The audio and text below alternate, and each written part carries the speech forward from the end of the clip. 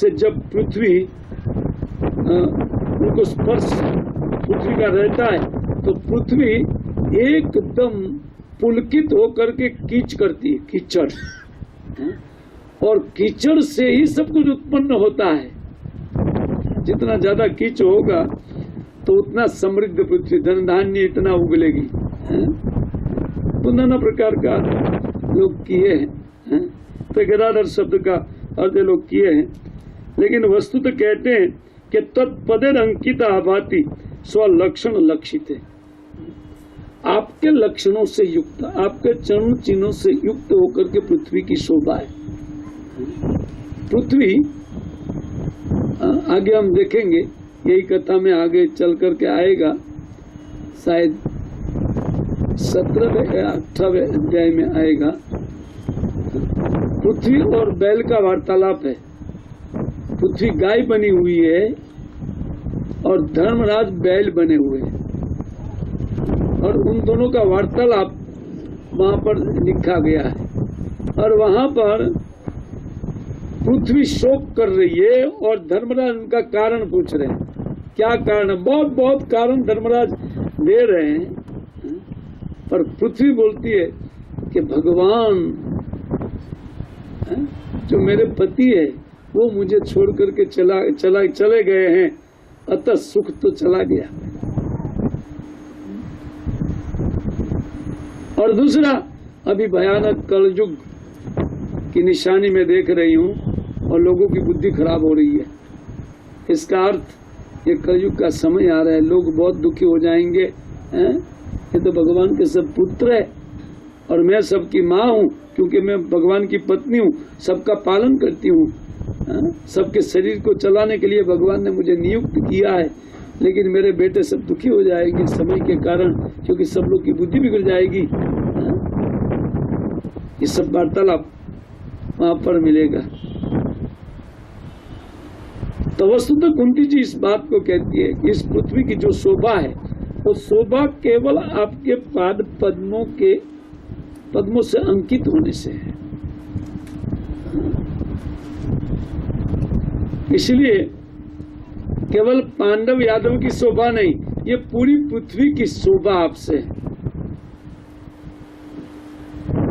क्योंकि ये पृथ्वी आपका स्पर्श पा करके वो ये सब वो देती है, धन धान्य इत्यादि सब जीवों का इससे पालन। तो प्रभुपाद जी अपने तात्पर्य में लिखे हैं कि ये बड़े बड़े उद्योग इत्यादि करने का आवश्यकता क्या है? ये पृथ्वी सब कुछ दे रही है भगवत कृपा से, तो लोगों को इतना लोभी नहीं बनना चाहिए और आराम से माता पृथ्वी धन धान्य देती है, खा पी करके भजन करना चाहिए।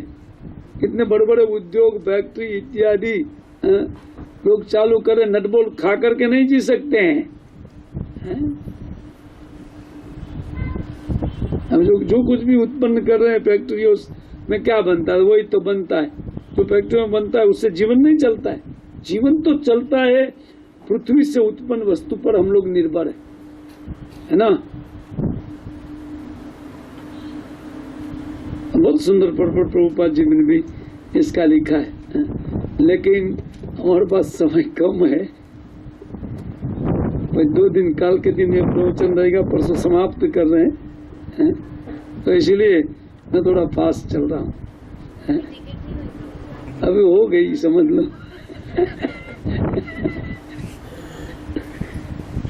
तो कहते हैं कि देखिए पृथ्वी की भी कहते हैं इमे जनपदा श्रद्धा सुप कौषधि विरुद्ध वन अद्दि अधुनवंतो न यदंत तब विकसित है। आपकी दृष्टि पड़ने से ये हमारे राज्य की शोभा है। क्या शोभा है? तो बोलते जनपद से लेकर के ये जो कुछ भी है पूरी पृथ्वी में, जो जितना राज्य हमारा है, तो वो सब आपकी दृष्टि के कारण, क्योंकि आपकी दृष्टि पड़ती है तो सुंदर अन्न पृथ्वी उगलती है, और विरुद्ध इत्यादि, और वन ये जितने पहाड़ है और समुद्र इत्यादि, ये जो कुछ भी है वो सब रत्न उगलते हैं, कोई जिनके पास जो कुछ भी है वो केवल आपके रहने मात्र से ये सब हो रहा है। अगर आप नहीं रहेंगे तो इनकी शोभा भी खत्म हो जाएगी, ये नहीं रहेंगे। देखिए वक्त का दृष्टिकोण देखिए, वस्तुतः भगवत कृपा से ही पृथ्वी ये सब कुछ देती है। हाँ, सब जगह शास्त्र में ये सब बातें पाई जाती है कि केवल भगवान की इच्छा से ही ये पृथ्वी जीवों को सब कुछ जो भी चाहिए वो देती रहती है, भगवत इच्छा से। और साक्षात जब भगवान उनके ऊपर लीला करने के लिए आते हैं तब तो एकदम पुलकित होकर के, रोमांचित होकर के सब उड़ेलना चालू करते हैं। समुद्र अपना द्वारिका में जितना भी उधर जब तक द्वारिका थी चारों ओर उगलता रहता था समुद्र, रत्न इत्यादि चारों साइड, वो शोभा थी द्वारिका की। तो समुद्र भी अपने से कुछ गिफ्ट देते थे भगवान के लिए। उसी प्रकार पर्वत, नदी इत्यादि जो कुछ भी है, उनकी जितनी भी शोभा है, ये सब शोभा केवल भगवान के कारण है, क्योंकि प्रकृति के प्रति वही है, वह एकमात्र स्वामी है। और प्रकृति खुश नहीं होगी जब यहाँ तो पृथ्वी खुश हो जाती है, अपने पति के पैर का स्पर्श प्राप्त करके वो पुलकित रहती है। अन्य तो दुखी होकर के धर्म से बोलते हैं कि ये कारण है, मुख्य कारण। दूसरा कारण, जीव लोग हमारे संतान दुखी हो जाएंगे, पिता नहीं रहने से तो संतान दुखी हो जाएंगे।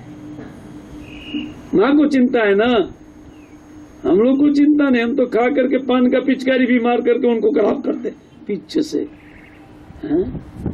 माँ के ऊपर पिचकारी मारते है ना, लेकिन उनको चिंता है सब कुछ। तो इसी बात को श्री कुंती जी देख करके बोल रही है, और वो देख रही, हम लोग नहीं देख रहे हैं इस बात को। क्यों? वो भक्ता है, यही दृष्टि है। तो एक महान भक्त है, इसलिए कृष्ण के उन पूरी जानकार है, कृष्ण तत्व का सब कुछ देख रही है कैसे हो रहा है, और वो अपने किसी से भगवान का वर्णन कर रही है।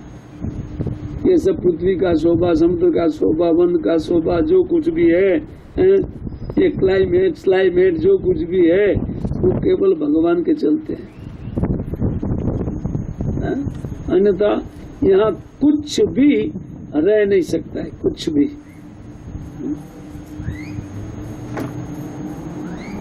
सो कुंती जी कहती है कि देखिए आप तो जाने के लिए तैयार है और आपको जाना भी चाहिए, क्योंकि अंततः मेरे भाई वगैरह बहुत टाइम से आप यहाँ आए, तो हमारे भाई वहाँ आपका रात देखते हैं, और हमारे संबंधी सारे यादवगण, तो आपको द्वारिका जाना चाहिए। लेकिन यहाँ से आप द्वारिका जाएंगे, पांडव लोग आपके कारण दुखी है, और आप यहाँ है तो यादव लोग दुखी है। एक स्त्री होने के कारण उन दोनों कुल में उनका लगाव है, अतः वो दुखी है भीतर से। बोले यहाँ रहने से वो लोग दुखी है, वही हमारे हैं और ये भी हमारे हैं। इसलिए मैया एक प्रार्थना करती है, कुंती जी क्या बोलती है? अतः विश्वेश विश्वात्मा विश्वमूर्ते स्वकेशु में स्नेह पासम इमम छिंदी दृढ़म पांडुषु विष्णुषु।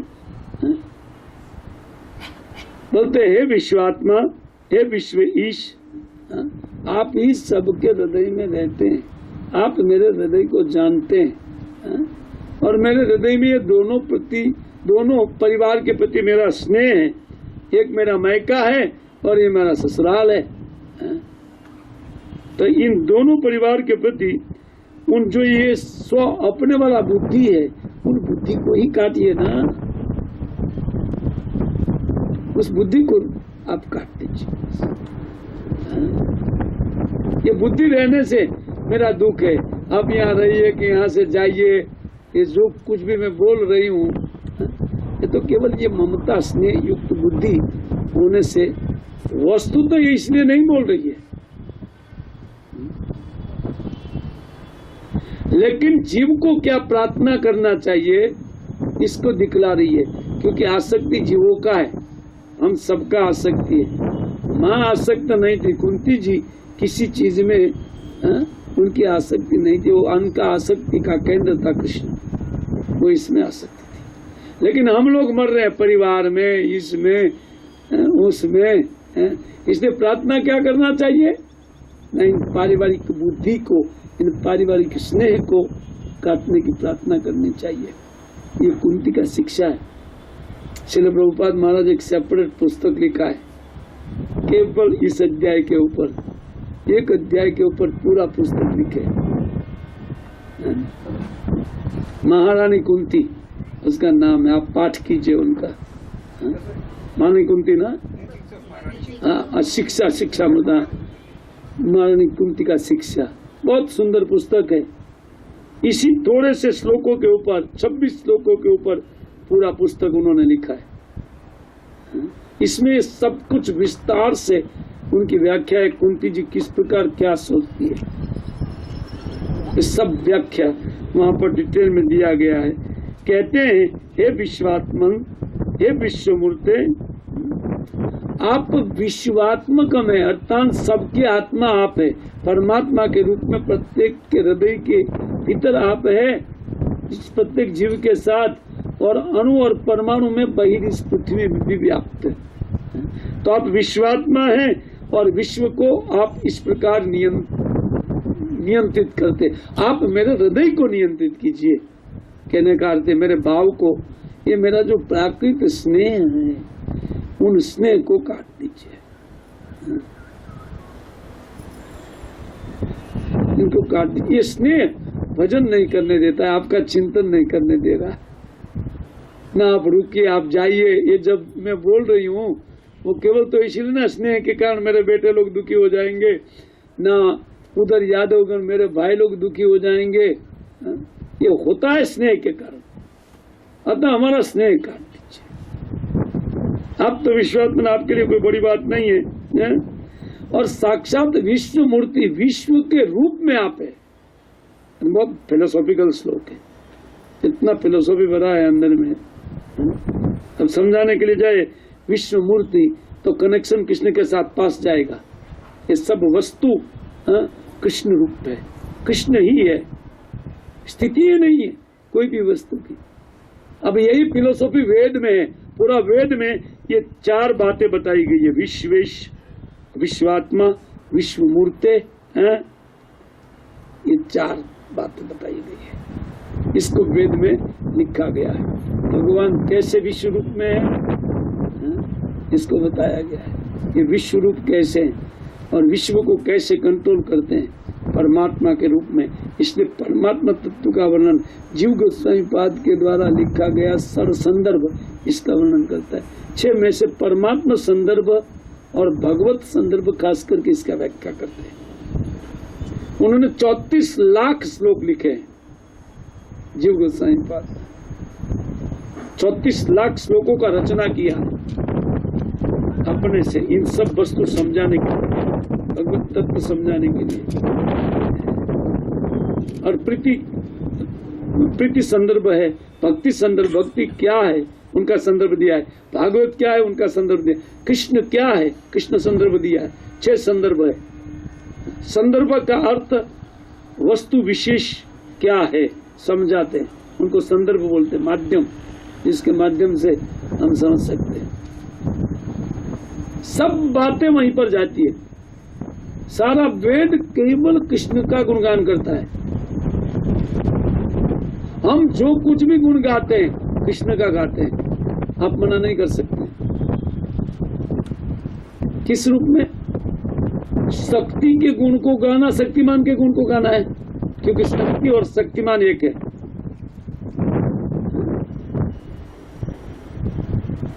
हम जिस किसी भी जीव का तो गुण गाएंगे ना, तो जीव कौन है ना, कृष्ण का अंश है। अथवा जगत की वस्तु जो हमें प्रिय वस्तु का गुणगान करेंगे। जिसमें हमारी प्रीति है उनका हम लोग गुणगान करते हैं।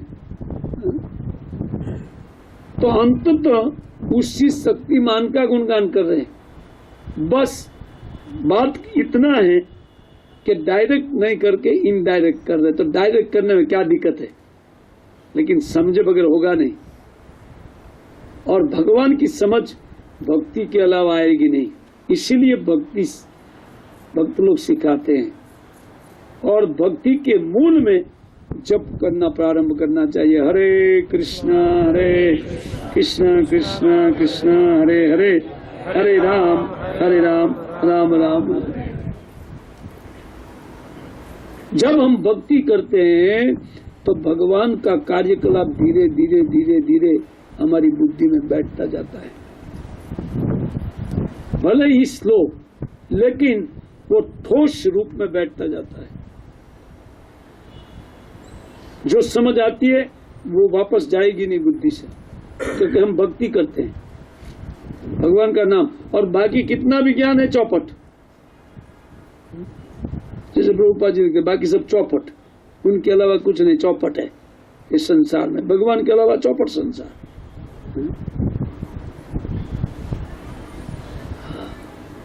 इसलिए व्यक्ति की सच्ची कमाई इस संसार में हरि भजन को बताया गया है। भगवान की भक्ति को यही कमाई है। वास्तव में हम क्या कमाएं, इसको अगर देखना है तो हमारी भक्ति से देखना पड़ेगा कि हम कितनी भक्ति कमाएं। बाकी तो कमाई यहाँ पर रह जाएगी, जो कुछ कमाई है? इन माया का गुणगान करके उन माया में सब कुछ छोड़ करके जीव चला जाता है। और उनका बुद्धि जिस प्रकार बिगड़ा है उसी प्रकार बिगड़ी हुई बुद्धि वाला शरीर प्राप्त करेगा। अभी तो श्रेष्ठ बुद्धि है, बहुत बिगड़ी हुई नहीं है। आदमी की बुद्धि फिर भी ठीक मानी जाती है। बिगड़ी हुई बुद्धि पशु लोग की होती है। आदमी होकर के पशु जैसा कार्य करते हैं तो बुद्धि, तो फिर आकृति भी ऐसी ही मिल जाएगी, प्रकृति जैसी। प्रकृति के अनुसार आकृति देती है प्रकृति। इसलिए व्यक्ति को चाहिए कि उन हरि भजन करे, भगवान का भजन करे। हरे कृष्णा कृष्ण कृष्ण हरे हरे, हरे राम राम राम हरे हरे। 41 नंबर श्लोक। कल हम लोग ये 2, 3 और 4 श्लोक का पाठ और करना पड़ेगा। कोई जिज्ञासा है?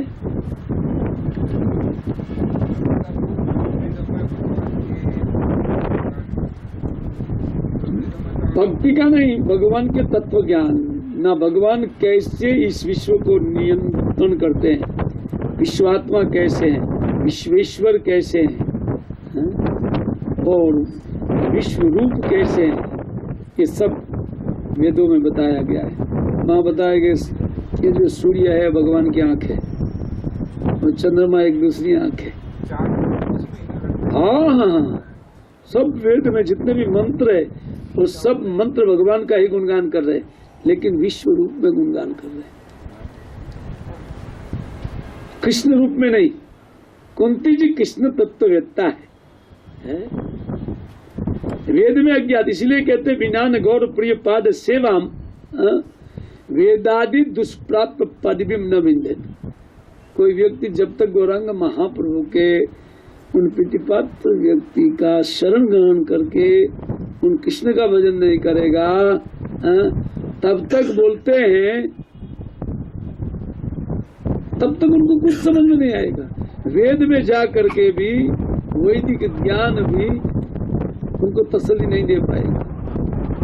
बिना न गौर प्रिय पाद सेवा, गौरांग महाप्रभु के पार्षद का सेवा करके गौरांग की कृपा प्राप्त करके कृष्ण तत्व को जाना जा सकता है। और तब कैसे कृष्ण ही समस्त विश्व में वो वेद कैसे बोलता है, ये सब समझ में आ जाएगा सब बात। अन्य तो वैदिक बात भी समझ में माइंड में नहीं बैठेगी। या बैठ भी गया तो कल चर्चा का विषय होगा। कल इसी श्लोक में आचार्य को पूर्व पक्ष उठा करके बात करते हैं, क्या ब्रह्म साक्षात्कार करा दे आपको क्या? भगवान मान लीजिए बोले कि ठीक है आप यादवों में बुद्धि नहीं रखना चाहते, पांडवों में नहीं बुद्धि रखना चाहते, क्या निराकार करा दे, साक्षात्कार क्या करा दे? तो बोलो नहीं नहीं नहीं नहीं, बाद वाले श्लोक में वो बोलती है। तो कनेक्शन है श्लोकों का, तो हम लोग कल उन श्लोकों को लेंगे आगे। और कोई जिज्ञासा किसका? जी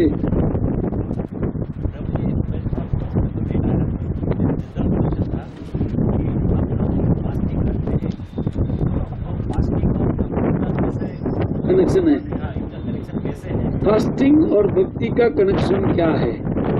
देखिए, फास्टिंग हम कब कब रखते हैं?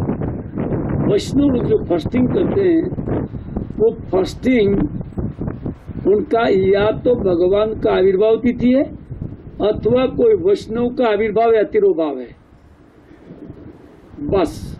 और एकादशी तिथि, इन तिथियों को छोड़ करके पूर्णिमा का वो लोग केयर नहीं करते हैं, शीतला माता का केयर नहीं करते हैं, सोमवार का केयर नहीं करते हैं, महादेव जी का वार है, किसका वार है, वो देखते तक नहीं। वैष्णव कैसे हेल्प करता है? मैं बोलता हूँ ना, आपकी बात को जवाब दे रहा हूँ। तो ये 3 फास्टिंग हम लोग करते हैं। अच्छा, फास्टिंग का मतलब क्या है? उपवास का मतलब, उपवास का अर्थ निकटवास, उनके निकट जाना। हम इंद्रियों के निकट रहते हैं, हमारा मन में सदैव भोगों का कामना रहता है, इसलिए दूरगत रहते हैं भगवान से। जितनी भोगों की कामना हृदय में रहती है, जीव भगवान से दूर रहते हैं, उनके चिंतन से दूर रहता है। लेकिन उस दिन इंद्रियों को ठप, कार्यों को रखना है। और इसीलिए तार मध्य आहा सुदूरमती, ताको जीता कठिन संसार है। ये 2 डिपार्टमेंट रखने वाली जीव है, एक वाक शक्ति उनके पास है और एक टेस्ट। इसलिए वो बलवान हो गई है, बहुत बलवान। खाना वाना नहीं दे करके उनको कंट्रोल में किया जा सकता है, कुछ हरिनाम में लगाया जा सकता है। तो और एक बात ये कि इस प्रकार भगवान के निकट जाने के लिए इंद्रियों को उस दिन शांत रखते हैं। मैं आपको आज खान पीन बंद है, हम भगवान की सेवा में, या उन वैष्णव का आविर्भाव तिरोभाव है तो उनको याद करने में प्रवृत्त हो जाओ। उनके द्वारा क्या क्या भजन चला, कैसे चला, तो उनमें प्रवृत्ति के लिए। अच्छा, दूसरी ओर ये जो एकादशी या भगवान की आविर्भाव तिथि इत्यादि के दिन ये हरिवासर माना जाता है उनको। भगवान का दिन बता, हरिवासर का तो हरिवासर माने दिन, तो हरि का दिन होता है। और जब हरि के दिन में हम लोग फास्टिंग करते हैं तो भगवान प्रसन्न होते हैं कि देखो मेरे लिए आज कम से कम भोग त्यागा, ये मेरी तिथि में भोग का त्याग किया। भगवान सोचे मेरे लिए त्याग किया, और तो मैं उनको क्या दे दूं। भगवान की प्रसन्नता का कारण बनता है। एकादशी तिथि में व्रत करना या भगवान के आविर्भाव, जन्माष्टमी, रामनवमी इत्यादि में उपवास करना, इससे भगवान की प्रसन्नता प्राप्त करना है।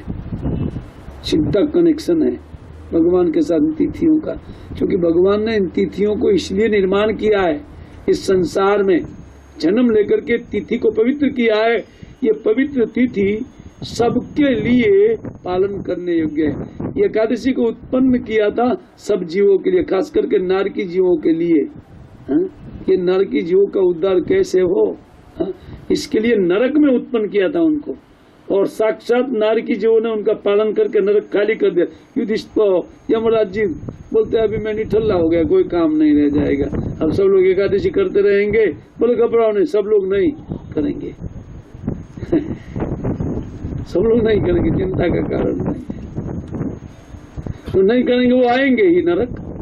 उस दिन अन्न खाना माने नरक जाना। एकादशी के दिन अन्न खाने का अर्थ नरक जाना सीधा।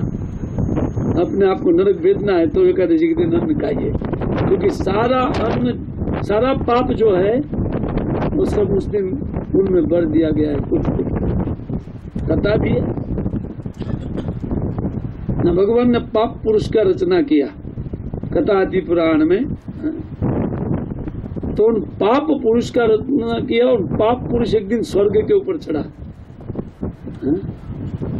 और देवताओं को दबोचने लगा और देवता हथियार मारते थे, वो सारा हथियार खा जाता था।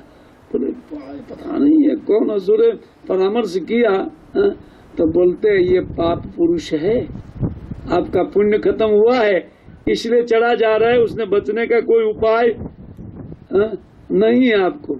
तो बोलते हैं नहीं नहीं, हमारे जो सेनापति है कार्तिक विद्या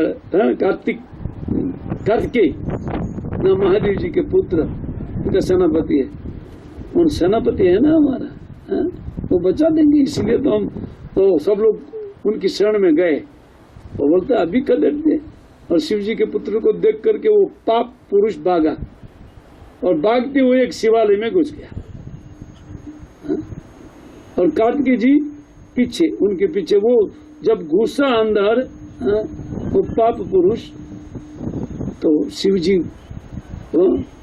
थोड़ा प्रकटित होकर के बोले क्या बात है? बोलते आपका पुत्र हमको मारने गया। बोले चिंता का कारण नहीं है, तुम इस जो अन्न रखा जाता है ना, अन्न इत्यादि मंदिर में, तो अन्न का एक डेयरी पड़ा था, बोले इसके भीतर छुप जाओ मैं देख लूंगा। तब तक कार्तिकेय जी आए तो आए तो बोले पिताजी आपके मंदिर में भी एक काला पुरुष घुसा है। बोलता बेटा तुम नहीं जानते हो, भगवान ने जो पाप की रचना की है उसमें भी कारण है। बोलते कोई पाप करेगा तो दुख नहीं होगा, दुख नहीं होगा तो भजन नहीं होगा, इसलिए बहुत जरूरी है उनको रखना। तुम मारना चाहते थे तो बोले वो गया कहाँ? तब बोलते उनको मैंने डग में रख दिया है, और उस दिन एकादशी था तिथि है। तो बोलते लेकिन उनको वो तो अगर वो उनको मैं मारूंगा नहीं तब तो वो दुख देता रहेगा। तो बोलते जरूरी नहीं है, शिव जी ने बोला आशीर्वाद दिया कि ये बढ़ जाएगा, अभी बांटता हूँ। बोले कैसे? बोले एकादशी के दिन जो अन्न खाएगा वो देवताओं का भी पाप खाएगा। ये तो पुराण की कथा है। तो एकादशी के दिन अन्न नहीं खाना चाहिए कभी नहीं। चैतन्य महाप्रभु ने माता को मना किया था, सची माता को। बोले आपसे एक वचन चाहते माँ, एकादशी के दिन अन्न मत खाओ, और सची माता ने छोड़ दिया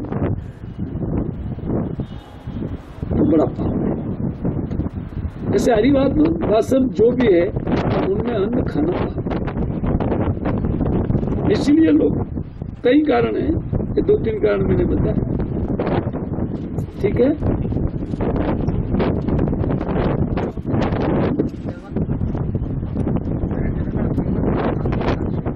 मैं सुन ही नहीं पा रहा हूँ, हवा के कारण मेरा कान बंद हो रहा है एक साइड का।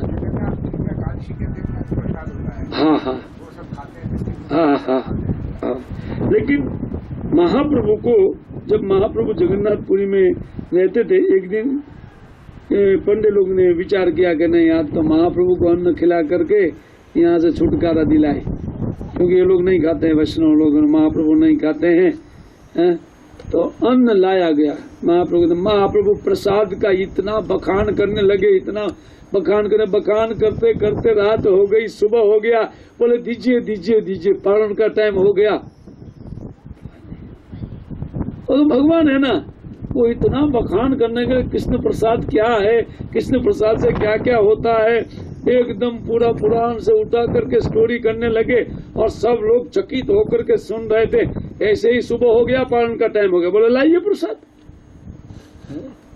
एकादशी के दिन वैष्णव नहीं खाते, वहां भी आज भी गौरी मठ का जितना मंदिर है और जो कोई वैष्णव है, पूरी जगन्नाथपुरी का प्रसाद भी उस दिन ये लोग नहीं लेते, वैष्णव लोग नहीं लेते। बाकी खाते तो खाते, बाकी तो सब लोग, दुनिया खाती है बाहर, सब कुछ खाती है, बाकी का बात छोड़ दे। वैष्णव क्या करते हैं उनको देखना चाहिए, ठीक है ना। बोलते यहाँ एकादशी को उल्टा लटका दिया है।